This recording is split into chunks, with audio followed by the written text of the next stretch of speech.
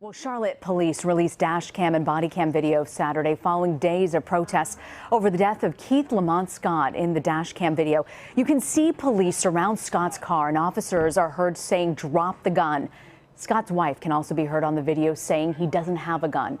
Protests remained peaceful Saturday night as hundreds of people took to the streets in Charlotte.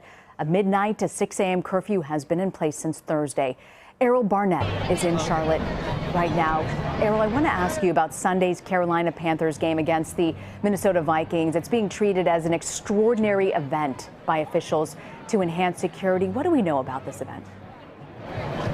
Well, essentially, Rena, that means two things. One, there's heightened security, and if we quickly pan to the left, you'll see the National Guard, if you look to the right, just passing in some Humvees, and behind me, you'll see something you see posted all around the stadium, which are police officers equipped in riot gear. They've got their vests on, but they've also received a very warm welcome from fans. People walking up, shaking their hands, giving them a hug, telling them they support what they do. The other factor of this extraordinary event is restrictions on what fans can bring into the stadium and in the vicinity. We watched just a few moments ago as one man was detained by police, he says, because he had a gas mask in a backpack and fluid, he said, was for his eyes in case there was tear gas.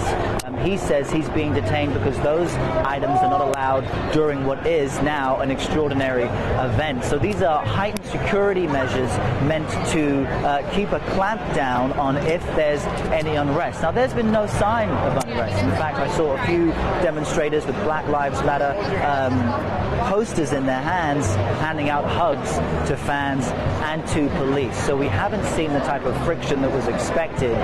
We also saw this morning that the teams made efforts to get to the stadium safely. We witnessed as a few coach buses went around the stadium, preceded and followed by police vehicles. So that gives you a sense of the heightened security here in Charlotte today. And all of this, Rena, comes after the Charlotte-Mecklenburg Police Department released new footage from the shooting of Keith Scott and images which represent evidence. They say, along with a detailed account, that he had possession of marijuana, and once police officers who were at the apartment building to serve an arrest warrant to someone else, once they saw that he had a gun as well, they decided to put on special bulletproof vests, return and demand that he drop his weapon. That footage is still being seen here by people for the first time. You can hear police demand that he drop the weapon. You see them try to break the rear passenger window, and you also see two new vantage points of the moment that he's shot by police.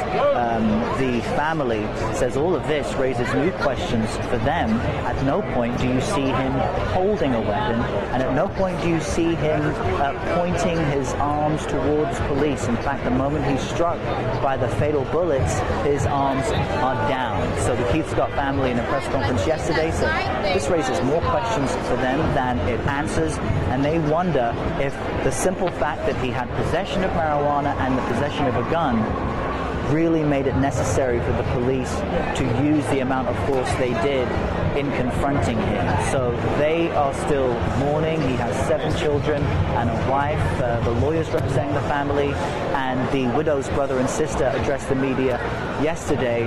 But essentially, the city remains at somewhat of a standstill. Overnight, Saturday into Sunday, protests were peaceful. You can expect protests to continue, but for now, Rena, I can tell you that Charlotte is trying to get back to a sense of normalcy.